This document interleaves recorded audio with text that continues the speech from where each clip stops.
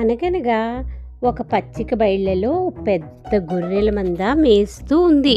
ఒక తోడేలు దొంగతనంగా కాస్త దూరంగా మేస్తున్న గొర్రెపిల్లను దొంగలిచ్చింది. గొర్రెపిల్ల తప్పించుకోవడానికి చాలా ప్రయత్నించింది, కానీ అస్సలు కుదరలేదు. తోడేలు గొర్రెపిల్లను చంపబోతుండగా గొర్రెపిల్ల మనసులో ఒక ఆలోచన వచ్చింది. గొర్రెపిల్ల సంతోషంగా, ఓ తోడేలు మామ, నేను ఇప్పుడు చనిపోతానని నాకు తెలుసు, దయచేసి నా చివరి కోరిక తీరుస్తావా అని అడిగింది.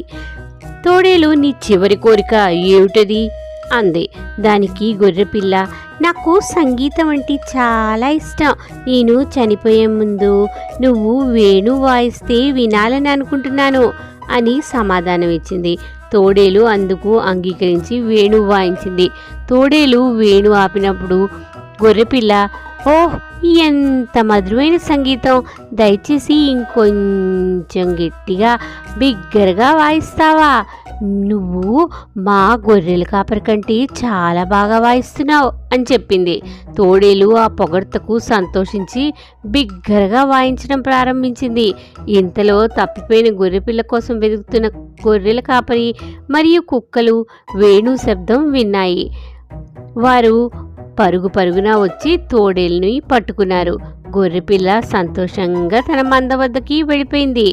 ఈ కథలో నీతి ఏంటంటే, సంకల్పం ఉంటే మార్గం ఉంటుంది.